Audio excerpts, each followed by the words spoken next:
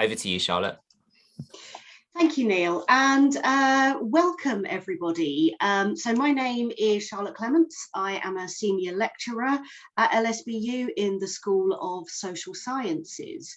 I am the founder and current chair of the LSBU Parents and Carers Network, which had a kind of stunting start in December 2019. And of course, in around about March 2020, events overtook us. So as a new network, there was something quite timely about how we came together at what turned out to be quite an important time. Especially in the early days of the coronavirus pandemic, there was a lot of support through the Parents and Carers Network for each other. We did recorded story times, we had Care for a Cuppa events, and we really recognised in each other the particularity of some of the things we were experiencing. So here we are some time later, and I wanted to have this event today to give us a chance to kind of pause and reflect on this really quite extraordinary time that we've been through. And I wanted to do that by actually getting people who have been involved in parenting and caring throughout the coronavirus pandemic to share their experiences with us. So that's very much something that we're going to be doing today. We're going to hear from some people who I'm going to introduce to you in a second about what it was like for them. And we are then also going to have someone delighted to welcome Madiha to joining us today, who is going to actually be able to offer some of that wider context for us about kind of taking some of our personal experiences and putting them in a kind of wider perspective. So what I'm going to do, first of all, is I'm going to hand over to Deborah Johnston. She is the Pro-Vice-Chancellor for Education at LSBU, and she's the executive sponsor for the Parents and Carers Network. I am going to hand over to Deborah for a quick welcome message, and then I am going to introduce the programme and the speakers. Over to you, Deborah. Thank you, Charlotte.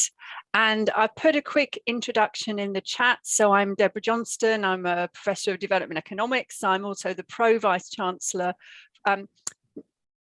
Academic Framework, it's now called, here at LSBU. And so I'm the exec sponsor of the Parent and Carer Network. And I'm really pleased to be in that role. I think it's a really important group among colleagues whose concerns, whose ideas, and whose reflections we need to support and to get behind. I'm also delighted because I'm a parent myself and I have been a carer, and so I understand some of the challenges. Everyone's story is different, and everyone everyone experiences those roles in different ways. But I've got so like many of us on this call, I have my own story and I've had my own journey through managing those particular tensions. So really interested to hear what we're going to talk about today. I want to thank the organisers.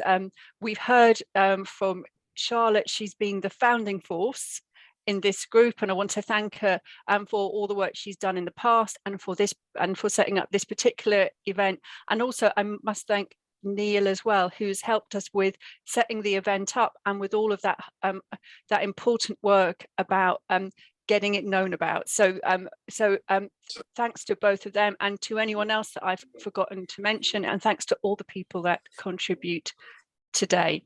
Back to you, Charlotte. Thank you, Deborah.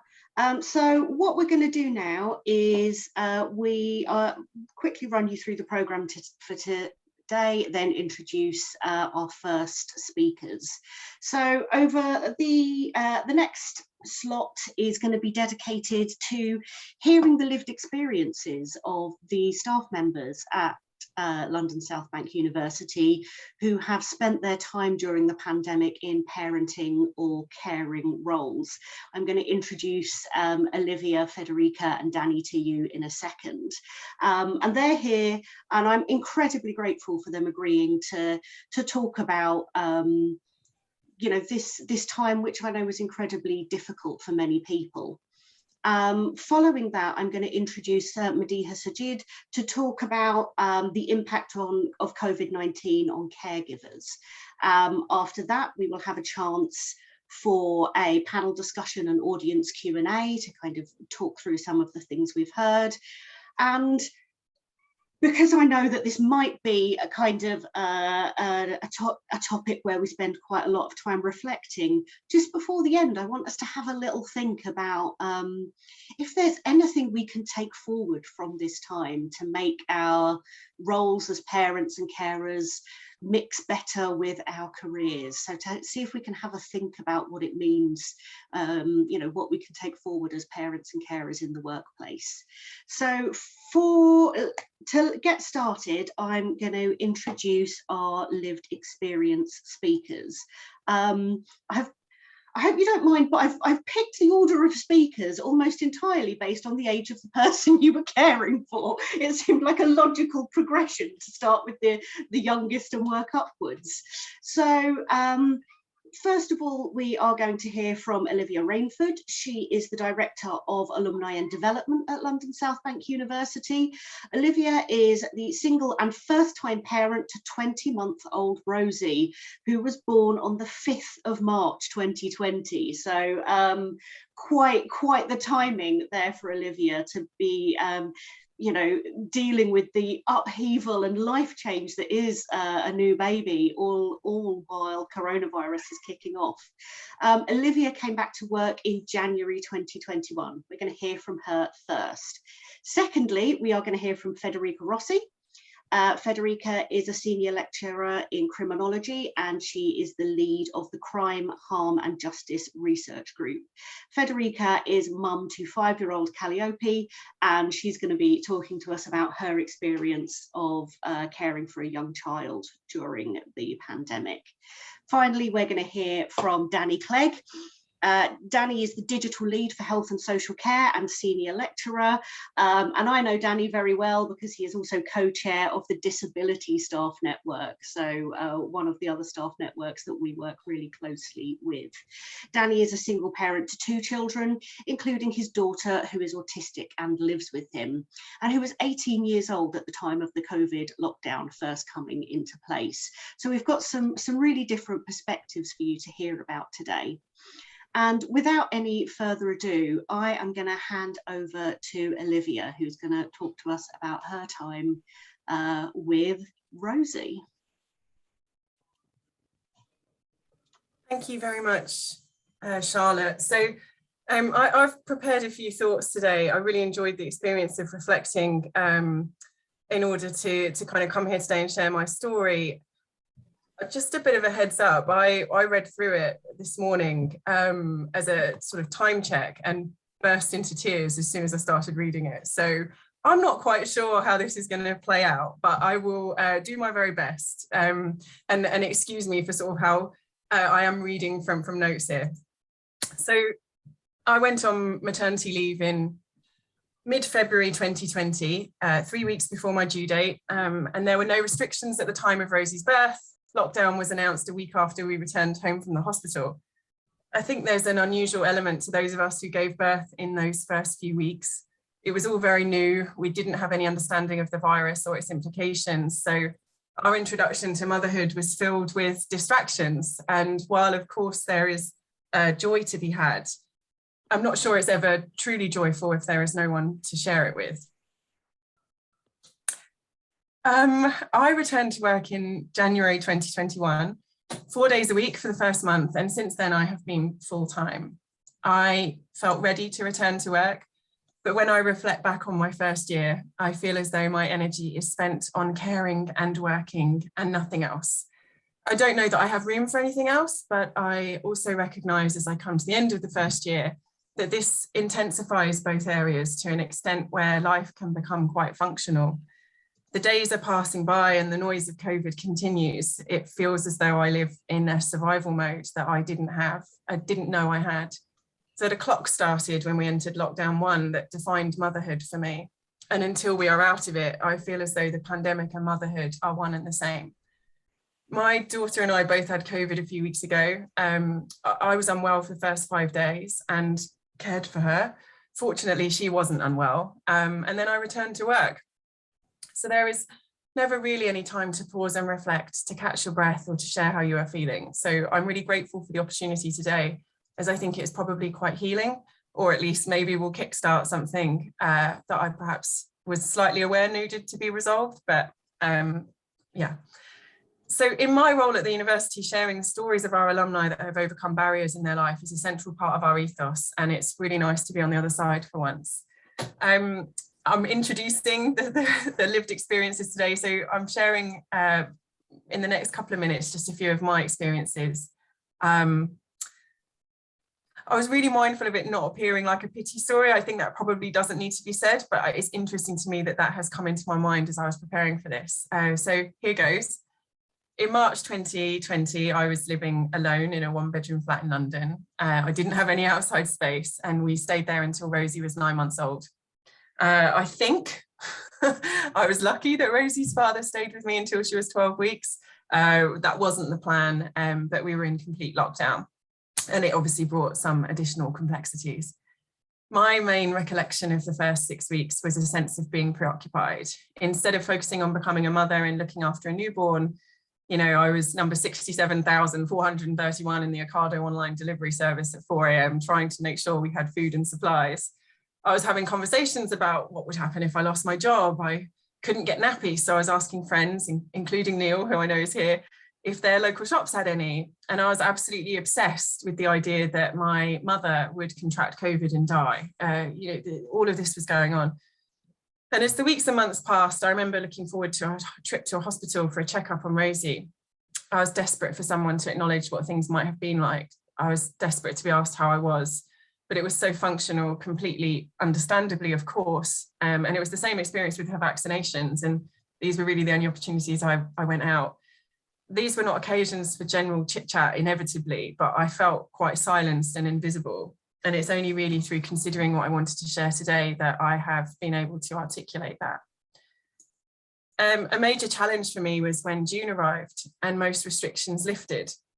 I felt there was an expectation, both my own and of others, that I could just swing into action and be out and about with friends.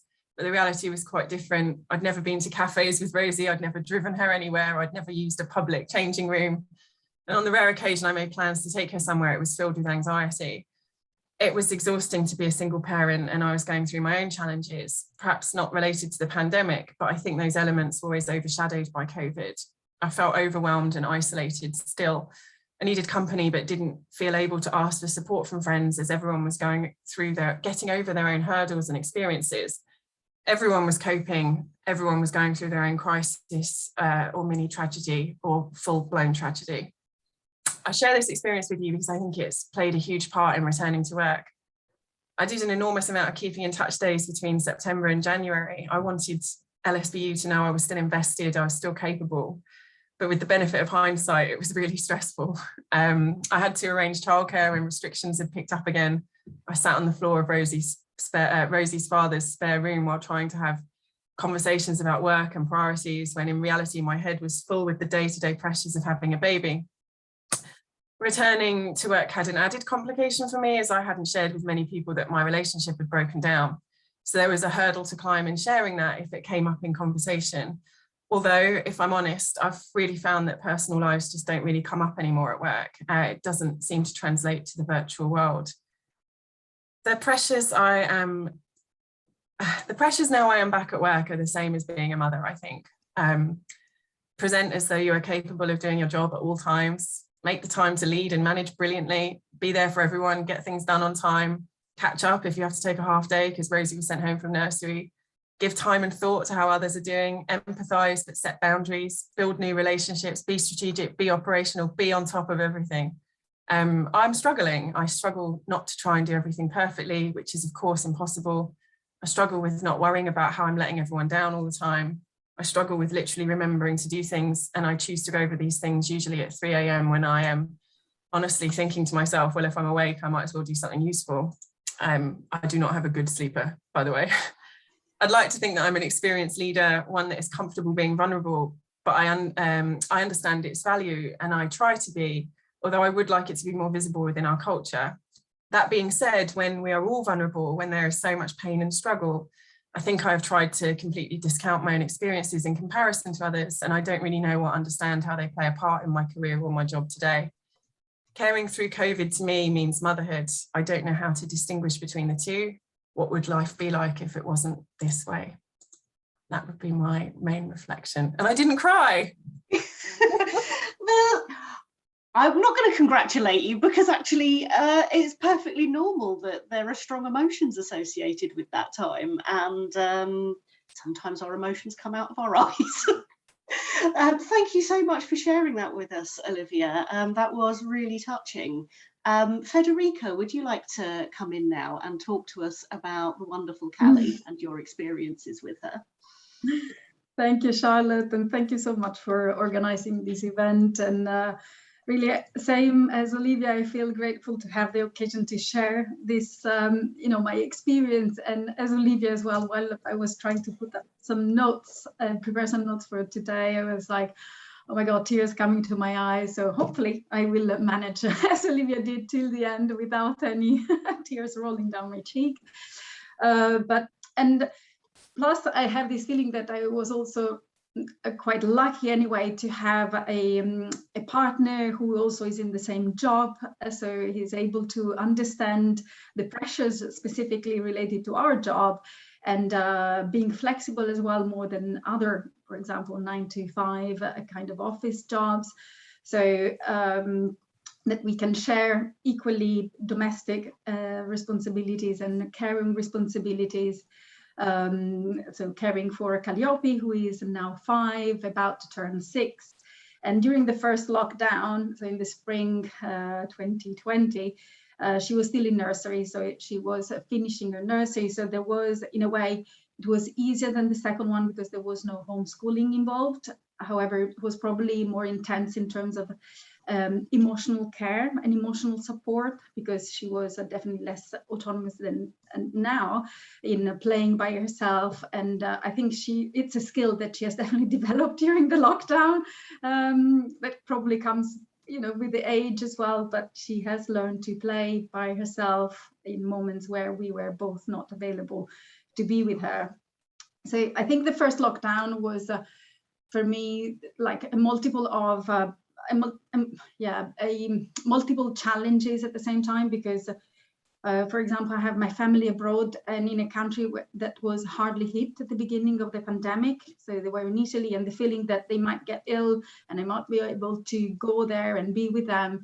So it was a lot of pressure, emotional pressure on me. And I think this first lockdown, it was characterized mostly by this tension of supporting and spending time with the child, and at the same time managing the logistics of sharing those responsibilities with the partner. So that brought quite a lot of tension initially in the couple, and also managing the space, because at that time we were living as well in a smaller flat. So even having the space to be focused without interruption on work was a challenge in itself. And I remember in terms of work, the first lockdown and these multiple challenges made me, I had this feeling of inadequacy in a sense that I was trying to be on top of everything and trying to be on top of work.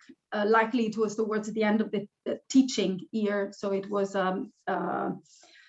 in a way, at least the teaching part was only the last 3 weeks of the term, I believe. And so it was less challenging from the teaching perspective. But I remember how I was, for example, worried about the perception that I would give to colleagues or to the line manager, who have been, by the way, very understanding. But I remember this pressure that was feeling on me, like I'm not doing enough, but at the same time, how can I do more than what I'm actually doing? So this feeling of how will I be perceived at work if I don't manage to be on top of everything, and as I usually do.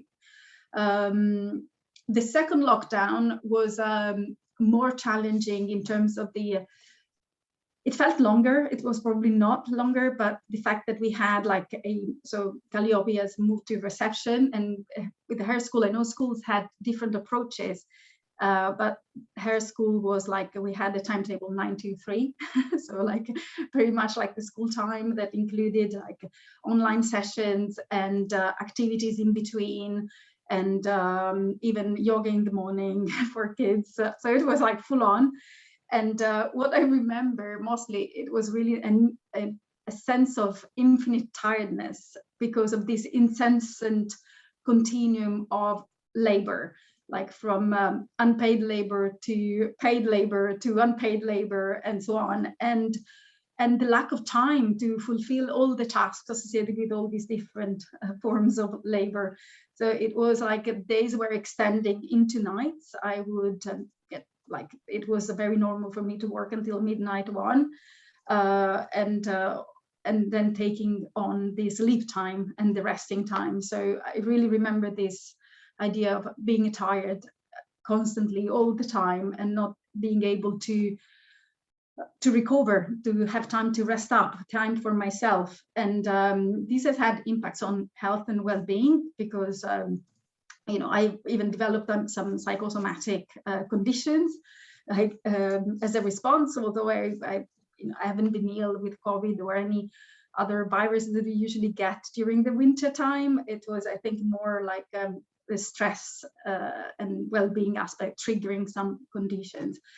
So so this physical tiredness, but also the emotional labor, because about supporting a child, supporting them through the early stages of the primary school and learning, and also being able to explain what's going on, why we don't see the grandparents for 1.5 years and 2 years, and encouraging her to to keep this contact with the grandparents and the relatives abroad on the phone, though there is also this rejection from her side, for example, to communicate, because also the online teaching and online sessions with other kids, all the socializing model online. And for a 5-year-old, it was very challenging. She was refusing at some point to speak on the phone or to log online. So how to deal with all these issues were all very new. So supporting the emotional care for the child, for each other with a partner, for myself. Also as a UCU rep, as a union rep, I was also trying to support colleagues that were in similar situation or were facing other challenges. So this was also another aspect of labor and emotional labor that had an impact on my own emotional well-being, I guess. And this feeling that we have to carry on with work at the same rhythm, despite everything. Also, despite the fact that I've gone through the bereavement of relatives or hospitalization, and once again the fact of being, if they were in England, probably it would have been the same. I would be able to see them or to join or to be closer. But the fact of being also in another country, it had an additional pressure because of the perception of, at least the perception of the separation. And so what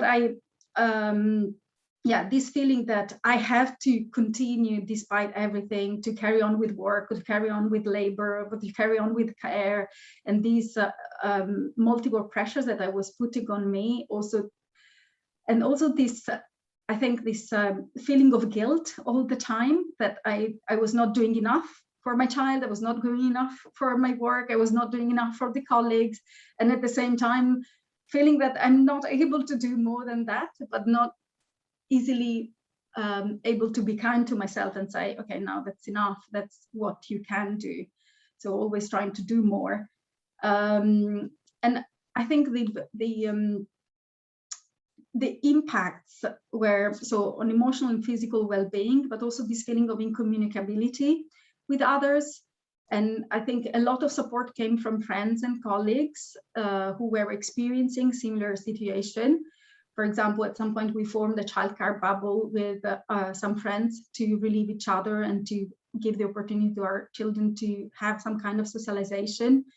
But yeah, it was the incommunicability, and also because the awareness that a lot of people are going through a lot in this period. So sharing our anxieties doesn't feel good, because you don't want to burden others when you know that they are also going through a lot. So there's also some reluctance to share with others. So yeah, I think this was the main impact, and also the impact that I feel it has had on my career, or may have on the long term as well, because in comparison, for example, with colleagues that had no caring responsibilities, and how, for example, on the research side of things, and there are lots of articles that have come out as well that document how carers, and particularly women, have had impacts on their career research-wise, in terms of publication and being able to engage with research, because it's also, research is not only the time,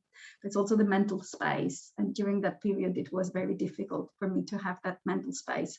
So these multiple and challenging feelings about where do I stand, how I can share, to what extent I can share without burdening others, while we're all going through this mess, and therefore keeping a lot on myself, and with the having health and well-being impacted inevitably. So thank you, Federica. That is really wide-ranging. Everything from what is my career going to be like to the emotional labour of supporting a small child. Thank you for sharing that.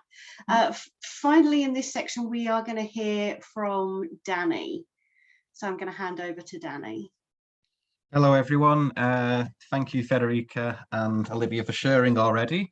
So I'm Danny. I'm a senior lecturer. I started at LSBU in 2019, late July. I came from the back of having worked at another institute in an area of the UK, South Wales, where I'd pretty much made my home over 13 years. And there had been a series of events which led to me having to move to just start afresh, I suppose. But one of the, I suppose, the most difficult times during my time in South Wales was my daughter was quite a volatile character. And I regularly used to visit to see both my daughter and my son by a public transport, and we would stay with relatives in the northwest or hotels, or they would come down to South Wales. When Abby turned 15, however, her behaviour had escalated to the point where the social services said, I think she needs to come and live with you. The idea had always been for her to come and live with me when she started college, so this was just a little earlier. Overnight, she came to live with me, and yeah, we had a volatile couple of years, but my main concern was that she was being described as borderline personality disorder, just disruptive, and I knew it wasn't that. I knew what it was is that she'd never had a calm environment to actually be allowed to be upset, to develop her own emotions, and I was confident that she was autistic. So yeah, there was a lot of violence, police, while she was getting transitioned between a volatile environment to a safe space. And it did take a long time, but eventually I got her calm enough that she was able to get the diagnosis of autism spectrum disorder. And then she started to develop slowly but surely. There were still hiccups and road bumps along the way. So the move from South Wales, where I had this network, almost like an extended family of several hundred people who all welcomed her into the family, the Tri family, they called it, we suddenly had to move. So that was challenging enough as it was. The events leading up to my having to leave did cause a significant amount of, I suppose, mental health issues, physical issues as a result of that. And I was waiting for CBT, which at the point of lockdown had been around 9 months waiting, and there was still no sign of it. She was adapting, but also still rebelling a little bit. And then suddenly it was a case of, her default was, if things are starting to go bad, just to run out of the house, to go and calm down, go to a shop, go and sit at the bus station, and suddenly that was taken away. So I was already really worried about what's going to happen if we end up in a volatile sort of situation. She was also studying animal sciences and animal behaviour at college. So it was a new college, new curriculum, new course, new people, a northern accent in a Bedfordshire college, and her being autistic and not having a English support plan, so therefore not having a support plan which is recognised, and me having to constantly fight to get her any support. And there was all, so those are all just general things. I suppose when it suddenly came to lockdown, the relationship between my daughter and her mum and stepdad had broken down quite considerably, and there had been a constant effort on my behalf trying to get them to contact her just to say how she's doing, so forth, and it wasn't happening. This had been going on for years, so there was literally just me and her in the house, no family around here, no friends around here. It was all new. And yes, I suppose at that particular point, still really, really high anxiety about what could happen and planning for it. I had various types of event planning if there was a meltdown, for instance, a safeguarding protocol which I'd developed in our previous house, moving sharp objects, letting her vent, letting her break things and so forth, and gradually she would calm down. But it was quite worrying because I knew that whereas before she may have been removed for a night and placed into respite, that was not going to happen. And when she was younger, she was kind of in a position where it was so volatile that if she was given any sort of power, she would abuse it. Again, long story, but she didn't. It was really quite surprising. And I think the fact that we were in this lockdown in terms of our parent-daughter relationship actually did benefit in a lot of ways. So I was within my probationary year at LSBU, and one thing that I was brought in for was to try and get staff to develop their own digital competencies and start moving towards more digital learning. So I'd kind of said all these wonderful things in my interview, and suddenly I was like, uh-oh, I'm going to have to actually back this up now. But I was very concerned, as I was probationary year, and my previous experience throughout any part of my career has always been last in, first out. So I thought, not only do I potentially need to do this to make myself indispensable, but when I evaluated where everybody was up to with their digital competencies when I started, I knew that we were in trouble. So what I did was I spent that entire night creating a series of video tutorials, making them available for all staff at LSBU, and running things through the disability network, which, Charlotte, you just reminded me, because we both had that meeting with Sebastian way back in September, October 2019, didn't we, when we were both starting these networks and launching them. Yeah, I've not even reflected on that, but yeah. So I was trying to make sure that that network was running, that the course was running. I had 5 modules I was senior lecturer for, and then I was also supporting staff in developing their digital competencies, as well as having realised that as I'm someone with ADHD, I'm likely to become distracted very quickly. And if there's nothing to do, what could that distraction do? So I started a perfume company, just randomly, dispensing perfumes and sending samples via eBay. And I also do online tutoring for medical nursing physio across the world. So that was my evenings. And then making sure my daughter was going to college, and making sure she was okay and she was supported. And then I think the other challenge was that I wasn't able to see my son. He was not volatile in any way, shape or form, but still has a lot of social difficulties, and there's definitely traits of ADHD there, which are going to be explored soon. But I knew full well that the environment there would have been very, very in his room all day, every day, not really interacting unless I called him, and not being able to see him. It was really difficult. And I think that is kind of where I was trying to support him, support his relationship with his mum and stepdad, support Abby's relationship with mum and stepdad. I had 2 brothers who've just had new babies, so they couldn't really do much.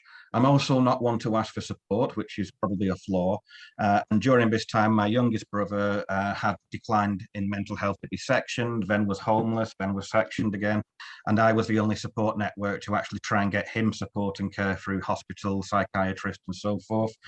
And yeah, it was just literally juggling all the time. I never felt I had control or a good grip on anything. And that feeling of guilt and not doing enough, as soon as I put any effort into one area, I felt, oh no, this is wrong. I'm not doing enough in another area.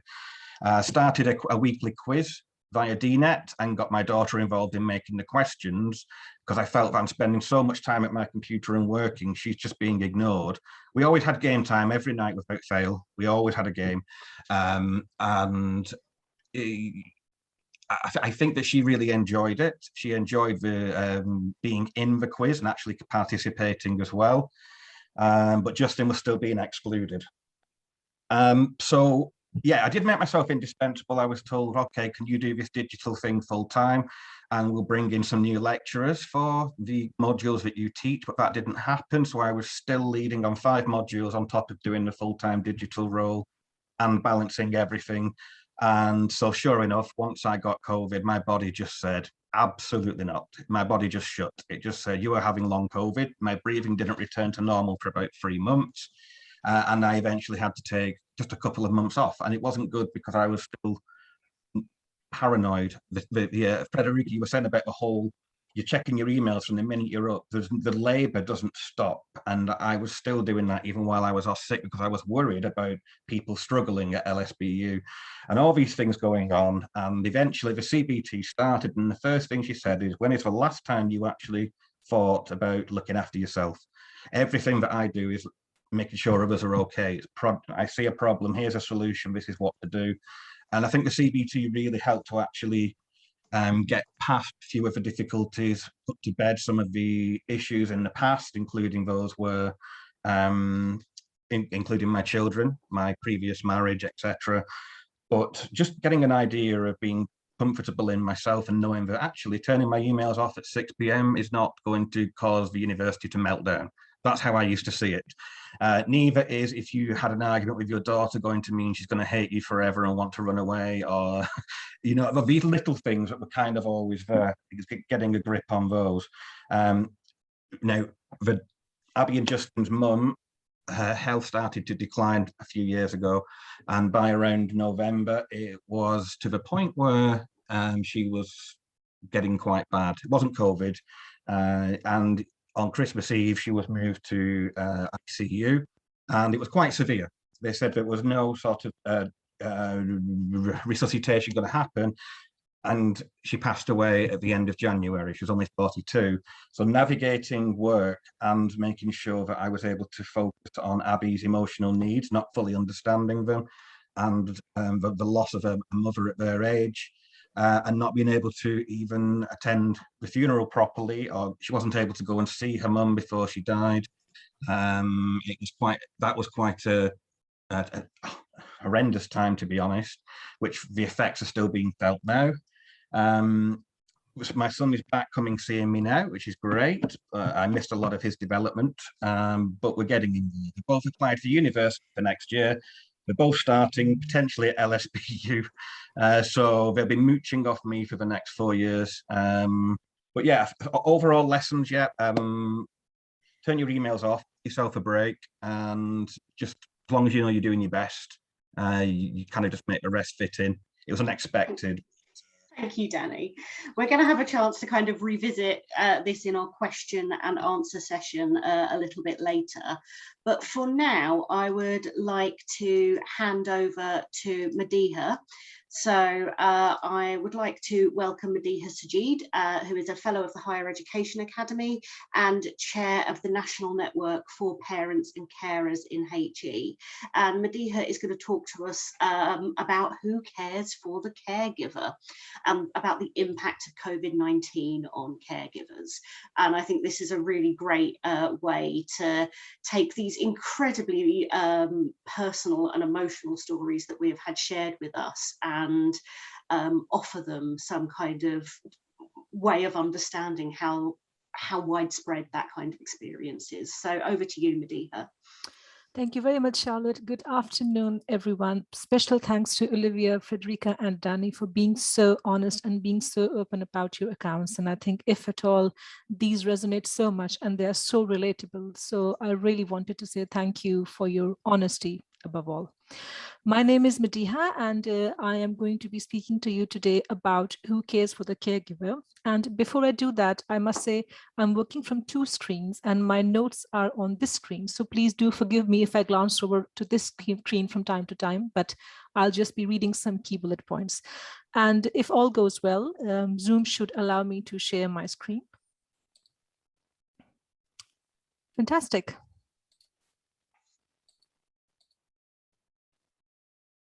Is this all good? Can you all see this? Can somebody say yes or something? It's currently in presenter view, Madiha. So you just need to change the view of it for us. So if the next one along, no, just where you were, just along where the 3 dots are, 3 dots, the three dots in the circle. There we go. Just along, that's it. Yeah, and then you just put hide presenter view. Hide presenter view. Great. Okay.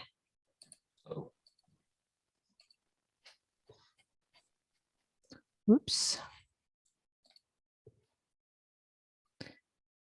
Sorry, please bear with me. No worries. I think it's giving the presentation on the other monitor. Please bear with me 1 second. That's okay, take your time. Oh, okay, take 2.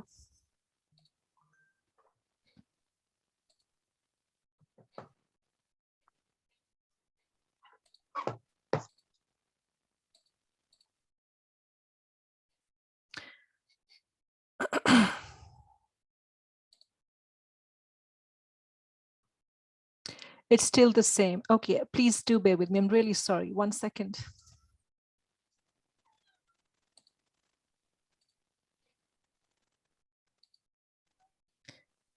Can you see this? Perfect. That's great.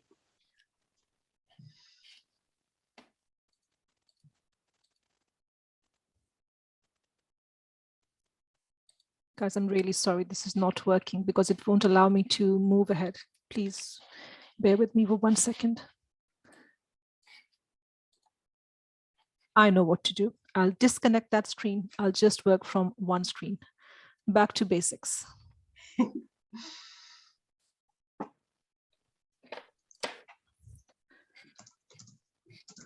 Okay, all should be good now.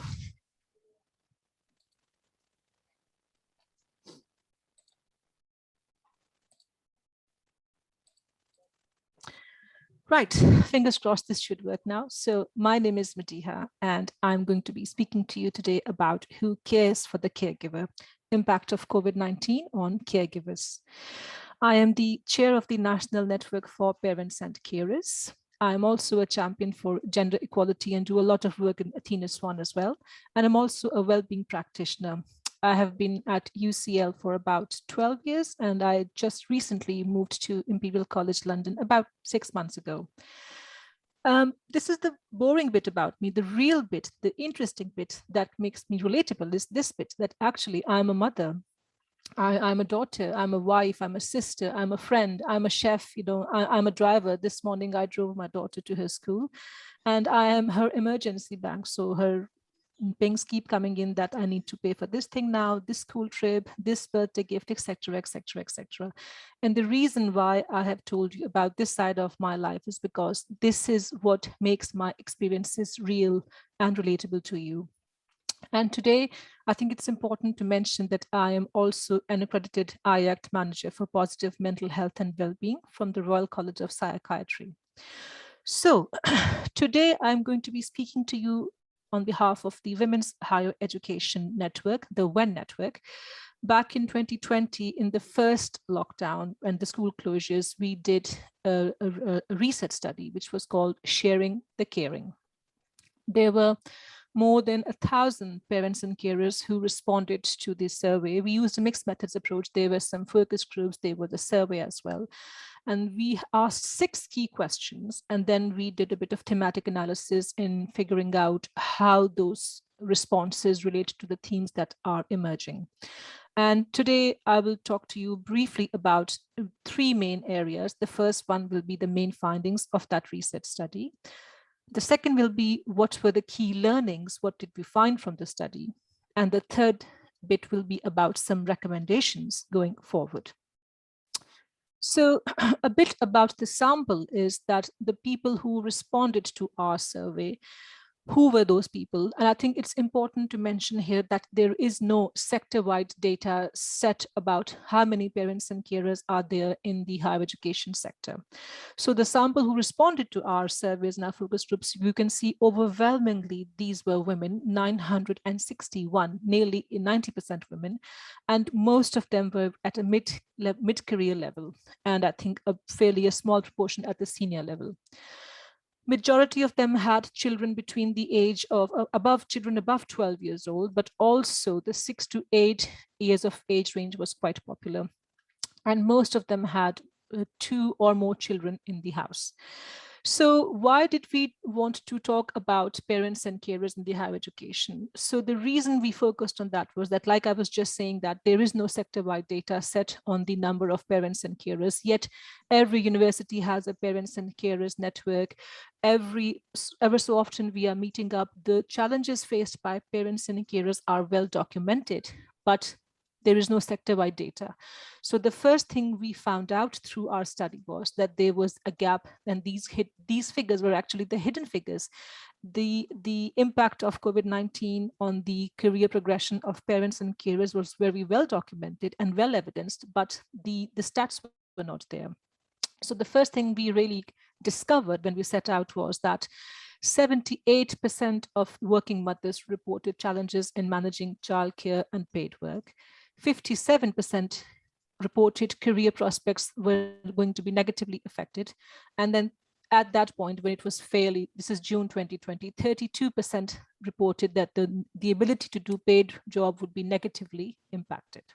And I'll talk about this more in a minute. The second thing that we sort of asked them was that sharing the caring, who's doing what in the household. So what we found was that during the lockdown, it was the mothers who were carrying most of the burden of the household activities. For example, coordinating and organizing children's activities, 75% of women reported doing that. Helping with schoolwork, 64%. And I think, please do note the providing emotional support. That is a really heavy duty. It comes with its own challenges. And I think Frederica was referring to that a few minutes ago as well, the emotional cost that comes with providing emotional support to somebody. The third thing we wanted to find out more was about dividing the domestics. Who is doing the domestic chores? What is the division of labor in that?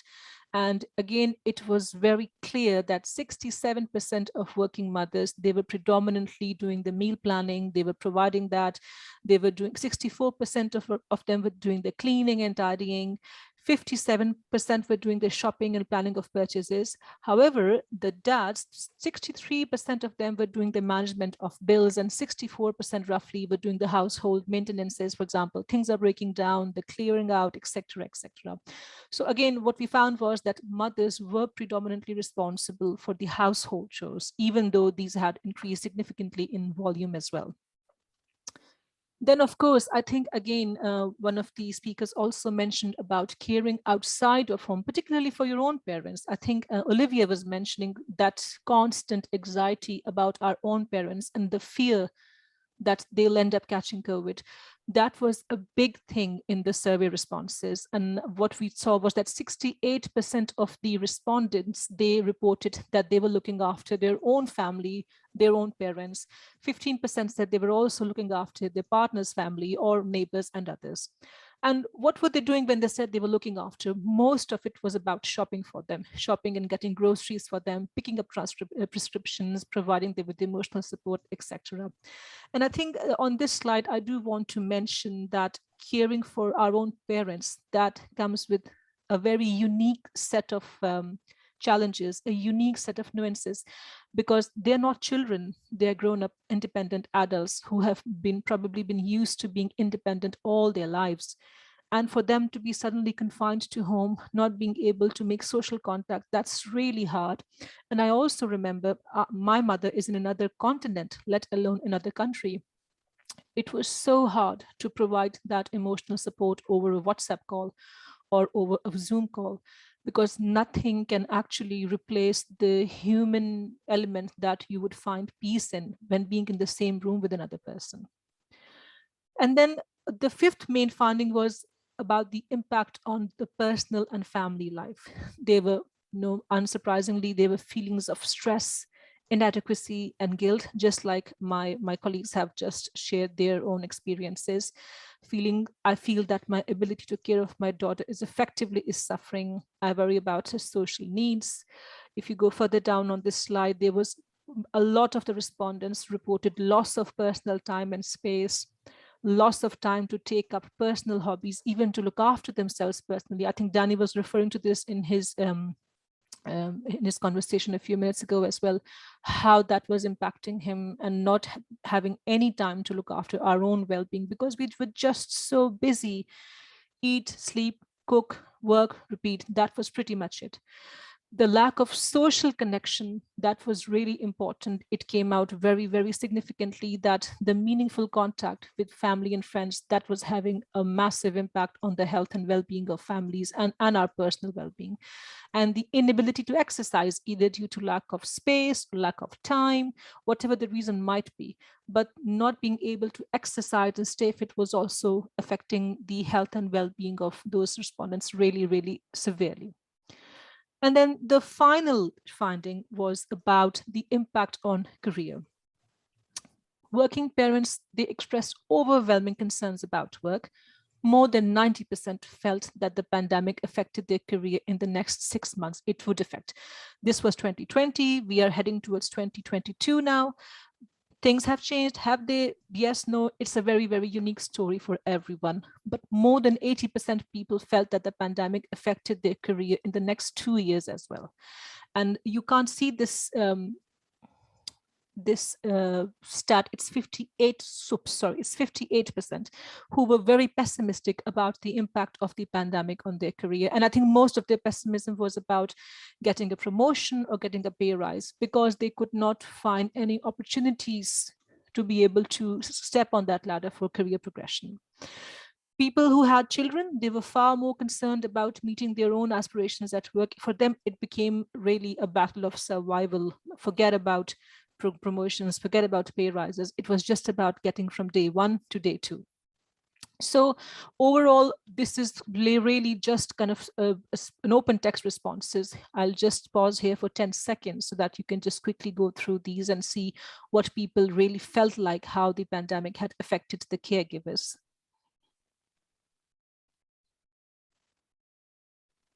Just to let you know, you've got about 3 minutes left, Madiha. Yeah.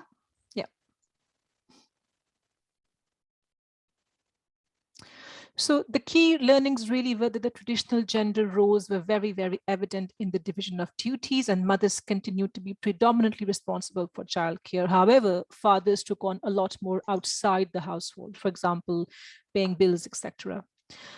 The impact on well-being was very, very severe.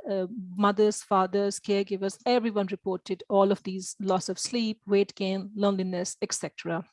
And then, of course, we just spoke about the impact on career, job performance, loss of earnings, loss of developmental opportunities was very, very significant. I'm on to the last part of my presentation, which are some recommendations for institutions. People are here on this call today. I know the executive sponsors here as well. So some recommendations that we came up with were as follows: collect data on the parents and carers in your organization so that policies can be tailored to take their experiences into account. Educate the managers and the leadership on how COVID impacts everyone differently, encouraging staff to work flexibly where possible, having open and honest dialogues with leaders and managers so that caring becomes more like a normal activity, nothing to hide away or nothing to sort of, be ashamed of. And let's take a more creative approach about professional development and growth opportunities, which are suited to the changing times of COVID, and a big, big focus on the well-being of staff members and employees.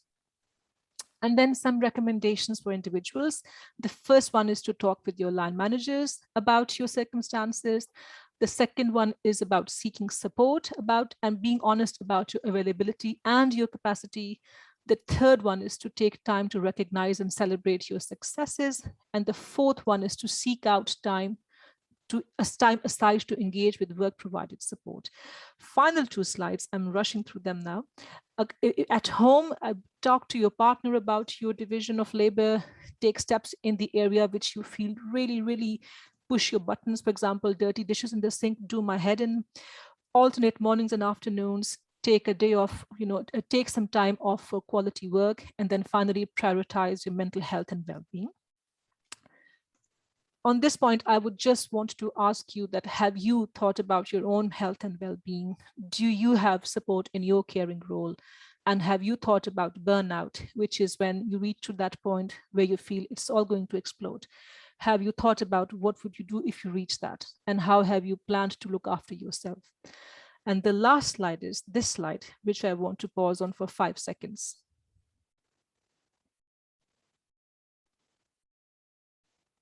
Support is critical, no matter what shape or form. It doesn't matter where the support is coming from your friends, from your colleagues, from your family, from your children. It's critical, as you can see in this image, that the Formula One car is coming in, and every person in that team, the pit stop crew, they have got one job to do, one role to play.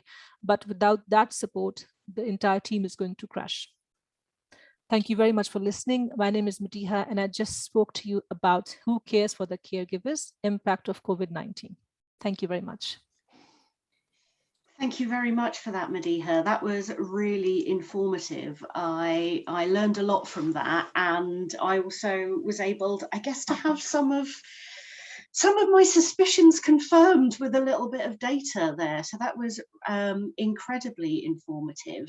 I would like to open up the floor at this point to have a bit of a discussion, and also if we have people in the audience who have any questions for us. I know some people might prefer to type, so I'm gonna give it a couple of minutes so that if people want to type, they have time to do that.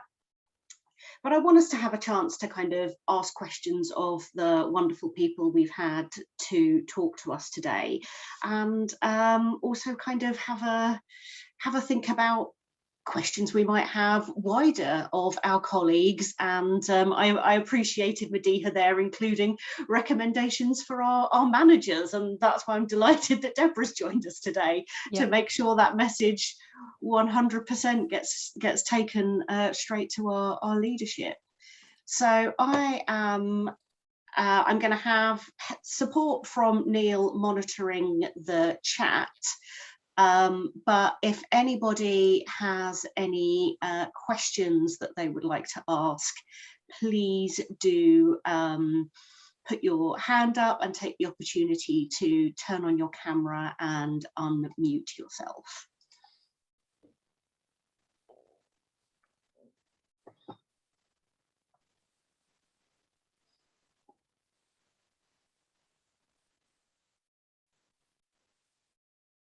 Deborah, I can see you've raised your hand.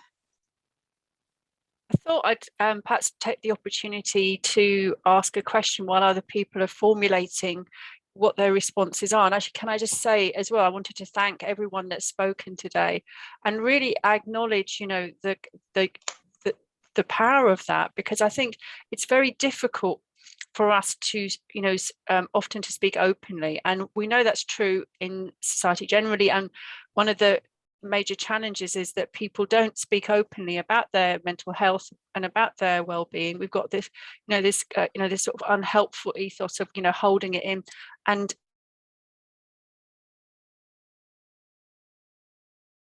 Deborah, we've lost your sound. We've lost your sound there. Sorry. Sorry. Can you hear me now? Yes. Thank you. Actually, it's saying that my connection is unstable. So I'm going to switch to my question really quickly. And I think what I'm really interested in is, what the thoughts are from different people who spoke about what would help them. So, and that's, I know it's a really broad question, but I'd be interested just to get that wide set of insights, if colleagues have them, about what they think would be really helpful. I think that is a really good question. Thank you, Deborah. And it was kind of one on my list as well. I'm going to turn first to our lived experience speakers on that, because I wonder if you have any clear sense of things that would have been useful to you at the time. I know I did, but this isn't this isn't my event to speak at.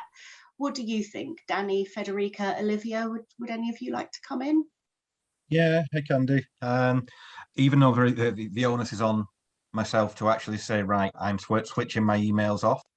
I do think that the labour-intensive nature everyone was under at home, it would have benefited had there been a global institute-wide to student, you do not email outside of these hours. Unless if it's an emergency, they should be emailing an emergency contact, not a module leader. That for me would have been quite nice. I know some institutes have that as default anyway, but yeah, that would have been something that would have been good, because it wasn't being enforced on all modules. It was very difficult for one person to say, oh, I'm not going to communicate outside these hours when other people were. So I think maybe to staff and students that you set your hours and you send your emails off. If it's an emergency, someone can call you. That would be it. Yeah. I know. I think that's a really useful point, Danny. Olivia.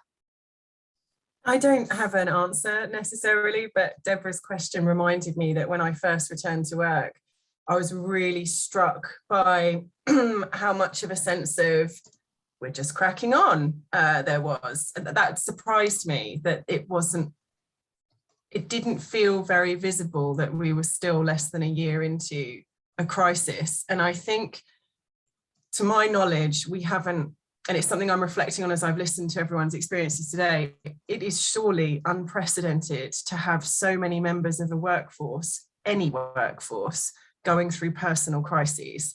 And with that in mind, to me, it would have perhaps been helpful if that had been elevated to a top priority. And alongside that, our students, but people first.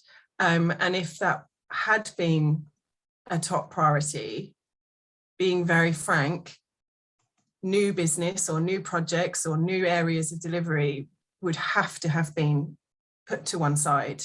And I'm very grateful for listening to the other speakers as well. And I know lots of people listening and have shared comments in the chat. It's really quite phenomenal what people have been through. And this idea that we carry on as normal is simply impossible, and it's not going anywhere. Yeah, that's really interesting. I get the impression that some people mentally felt the need for their own mental well-being, had to try and find a normal, but that wasn't the case for everybody. And I do agree with you that it felt strange sometimes, that gap between the magnitude of what we were experiencing personally and what was happening through kind of communications at work. Federica. Well, I feel a bit the same, in the sense it's not an easy question to answer, because I think it's not, it's yeah, it's sometimes, I think from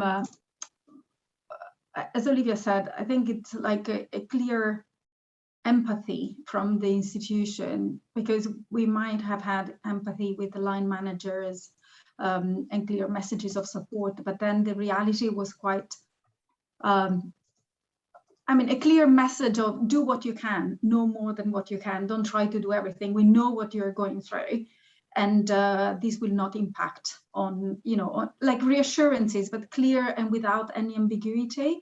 It's like very often it was going down to the line managers or, teams, course teams support.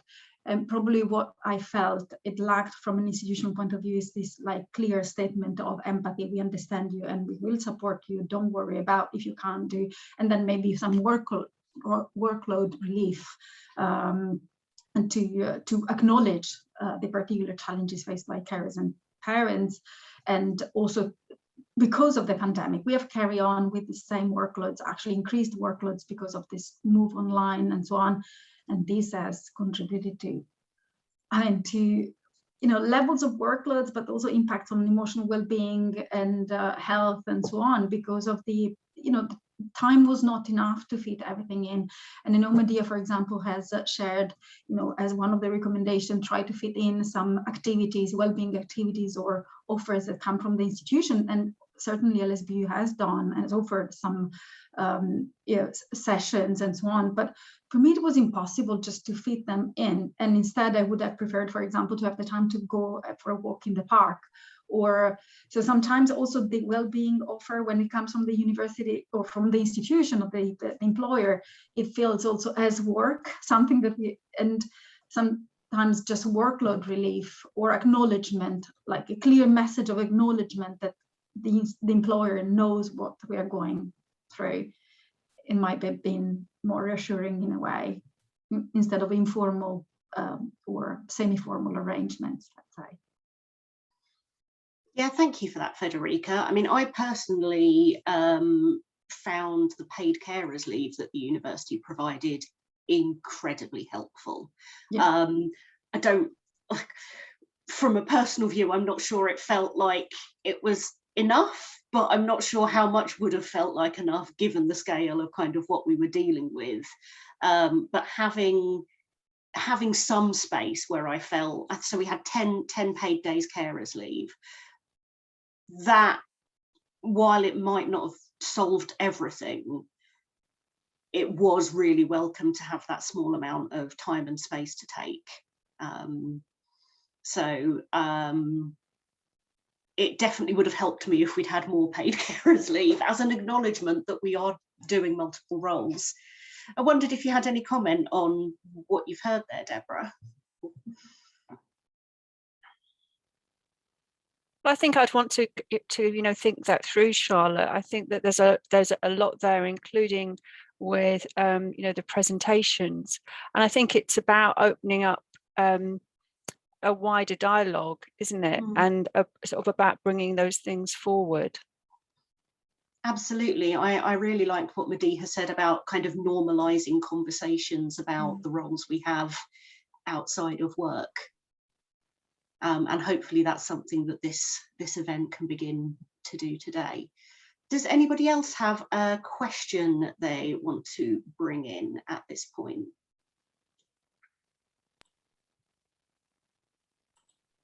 Charlotte, I didn't have a question, but I wanted to add one point to what Deborah has asked previously, if that's okay.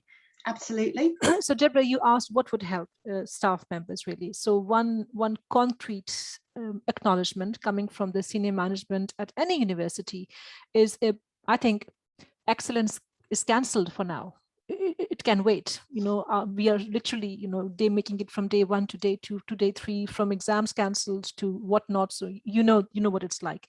So the acknowledgement that instead of taking on new projects, new tasks, we just focus on what we can deliver.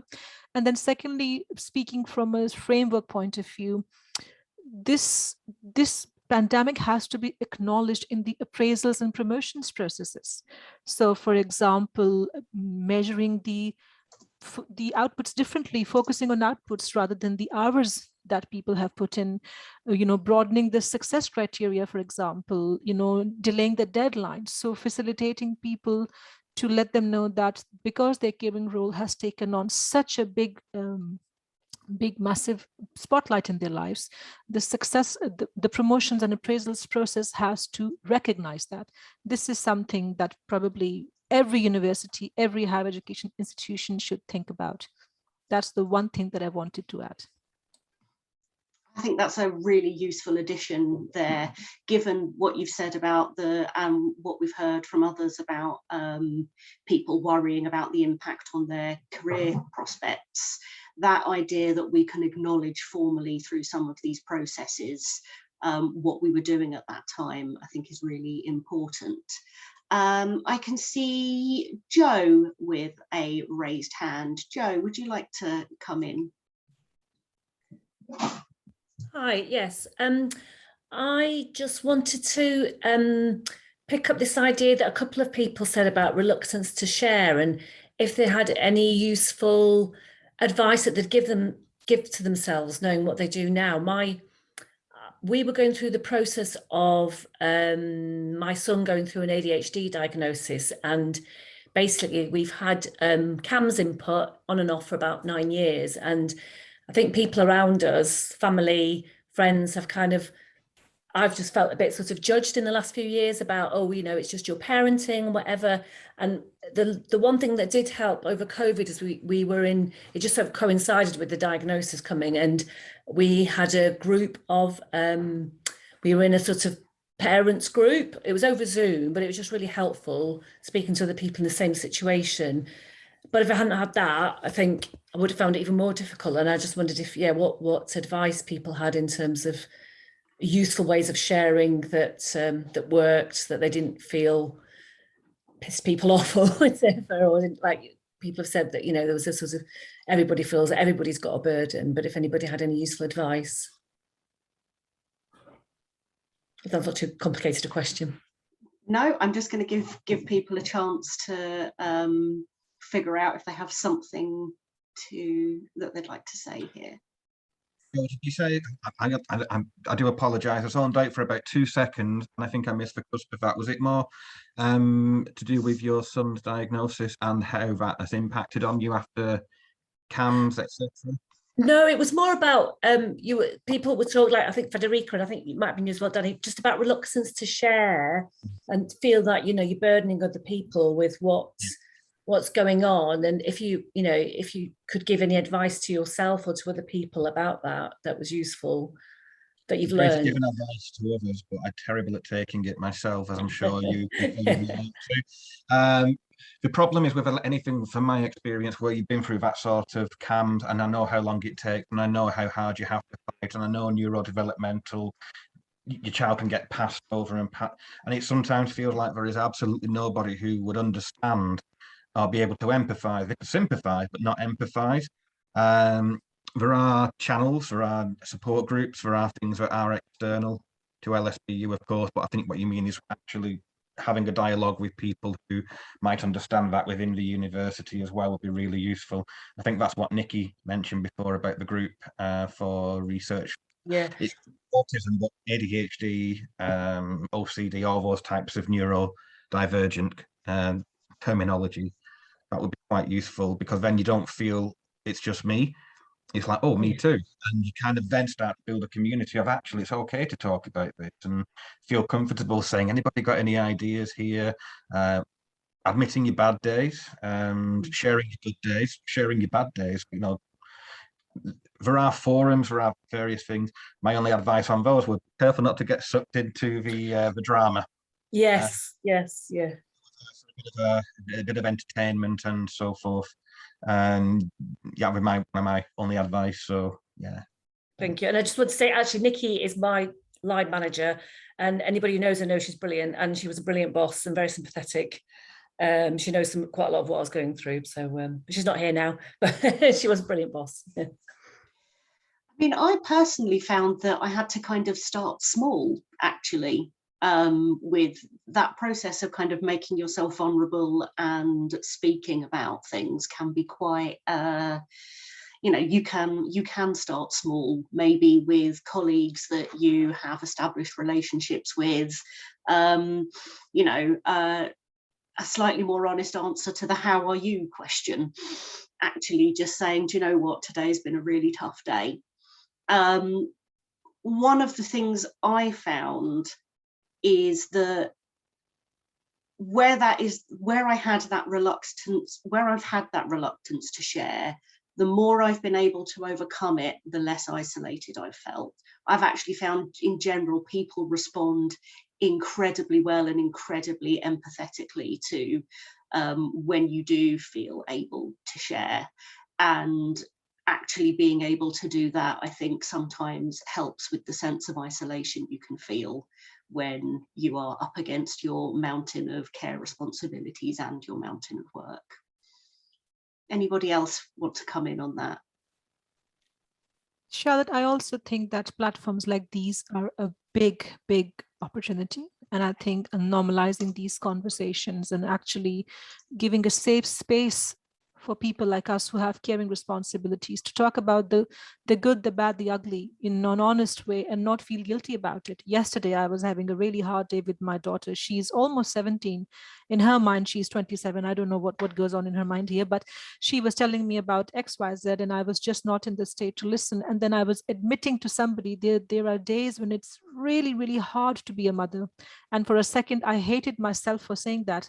But then I realized that actually it's okay to say that to somebody you feel comfortable with. So I think a lot of it is about facilitating these safe spaces to have these conversations without feeling judged, without feeling vulnerable, and without feeling that you have to hide something. I hope this is useful in some ways. I think it very much is. Thank you, Madiha. Neil, I can see you've got your hand up. Yeah, it was a question about, it's an allyship kind of question. So I don't have children, and so it ties into some of what's been discussed. What can line managers, but more importantly, general colleagues, do to be more supportive? How can, obviously you're kind of opening up conversation, but is there a more formal kind of thing that can be done to kind of like raise awareness to some of the issues faced by parents and carers? So yeah, very much focused around kind of like how can those without caring responsibilities be better allies and more supportive colleagues? I'm going to give people a second to formulate responses. It's something I've thought about before, Neil, and again, it's the shared workload and collaborative teaching. I'm thinking from the academic point of view here. Within any academic group, there may well be people who don't have caring responsibilities, who aren't parents. And I think that the risk of kind of saying, well, actually, would you mind doing this because you've not got, could potentially be, it could be viewed very badly, it could be exploited, but it could be a way of working so that if there's a time you're going, I'm sorry, my children, 2 of them, they're homeschooling, I need 2 weeks, I need my 10 days carer allowance. Is somebody in place to pick up your workload? Because it's that 10 days is great, but you come back to having to then catch up on 10 days and you're just back to square one. In terms of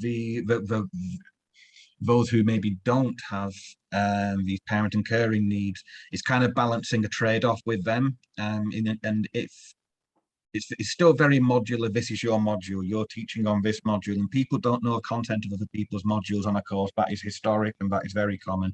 And maybe that could be one way to start changing it, to have the idea of a collaborative teaching team, so that if one person needs to go down for any reason, whether it's parent or carer, whether it's just mental health, that it's not going to leave a backlog of mountainous work to try and get through when you do come back, because that itself will stop people from taking that time, because they're worried about what it will lead to. So yeah, collaborative working and far more lateralizing across course teams would be my advice. Thank you, Danny. I think you raise a really important point there, that while we were all grateful for our 10 days paid carers leave, there was nothing changed in our workloads. We just had to do that work when we got back. Federica. Yeah, I was about to say the same thing. I think the 10 days were very welcome and helpful, especially at some specific key moments. But for me, it was the workload, that the fact that, the things would accumulate. So, but I have to say, to answer as well Neil's question, it was incredibly supportive. The incredible support I received from colleagues.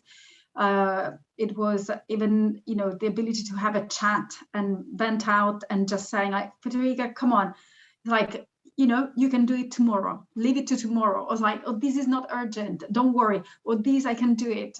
This kind of sharing, or like even just a chat, like a ear that would listen to my concerns, and just repositioning to the reality that it's okay if you leave it for 1 or 2 days more, that you don't have to be on top of everything every single day. Also because for students, for example, student pastoral care was very heavy as well during the pandemic. Students needed, as much as we needed, to talk with someone. So the appointments with students and the care we provide to students as well was very much energy and time consuming. And some colleagues, for example, have looked after some students because they knew that it was, for example, for me, it would have been far too much. So this kind of picking up things without even saying sometimes, or just listening and like, you know, resituating into the reality of things, that it's okay to leave it until tomorrow. Yeah, I think there's something really important there, Federica. I was going to add that I think an important act of allyship is to kind of fight back against the normalized culture of overwork in universities. We are all used to receiving emails at evenings and at weekends, and you know, while the flexibility to do that is an important part of our role, it can also just create this sense that those who don't have parenting and caring responsibilities are kind of working all the time. And I think actually, if we can create through allyship a culture of, you know, actually, yes, we take breaks, yes, we turn our emails off, you know, yes, sometimes we say that we can't fit everything in. I think maybe that's part of it too. Yeah, Federica? Yeah, very briefly, just I remembered this debate actually, which was even pre-pandemic, about the workaholic culture in higher education and in relation to research specifically. Like, what if everyone works to contract hours so that everyone has the same chances? So it means an active allyship as well from those who do not have caring responsibilities to stop working, so that, you know, they don't basically run forward while others cannot run forward, if we want to use this metaphor. Yeah, thank you. We've almost run out of time. Indeed, I've run out of time for my own question, and so I'm gonna pose my question, and I'm gonna leave you to answer it in the chat while I hand over to a sign off back to Deborah. And my question, as the person who set up and runs the Parents and Carers Network, is what can the Parents and Carers Network do? You know, if we want to think about what we can take forward from this, then I think an important question is what can the Staff Parents and Carers Network do to help you feel supported and to work with you and advocate for you as you navigate the work and caring roles that we all share. So I'm going to leave you to kind of think about that and maybe pop some messages in the chat to give me something to think about and something from me to take away from this event, while I hand over to Deborah for a sign off. So thanks for that, Charlotte. Hopefully you can hear me. So just wanted to thank everybody for this event. It's one that has raised a lot of questions, has raised issues that I think you know, had real resonance with people listening, and importantly, you know, raised areas that you know, we need more conversation about. So it's identified places that we could work together more. It's identified issues that we're not talking about enough, and that we need to make sure we have enough support across the whole institution to be able to even come together and, you know, talk about in ways that are empathetic. So I found a really useful session. I want to thank everyone that has that has shared their experience, and I want to recognise that at times, you know, that what people have shared has been difficult and it's been painful, and I want to thank them for being able to share that with us, and I look forward to further discussions like this, and to the way that this particular group will be bringing these issues forward. So I'm going to hand over now to Neil, I think. Neil. Oh, nothing from me at all. There's some great comments in the chat box. Charlotte, I'll let you go into those, but just to let you all know, this session has been recorded and will be shared with everyone afterwards, regardless of whether they signed in today or not, to ensure that this event has an impact beyond the event itself. So Charlotte, just over to you. Yeah, I just want to offer a sincere and heartfelt thanks to Danny, to Federica and to Olivia for being willing to share their experiences, many of which resonated with me. I I really think it's important that you have felt able to join this event and share with us what has been a very difficult time for a lot of us, and actually to be able to acknowledge the difficulty of that is important. And I really take Olivia's point that there's something potentially quite healing in being able to do that, and, you know, knowing that there are lots of us out there who have had some of the same experiences. I also want to offer a huge thank you to Mediha for giving us a really interesting presentation there. Really gave me a huge amount to think about in terms of what we can be doing as an institution and as a staff network to make sure that we are supporting our parents and carers.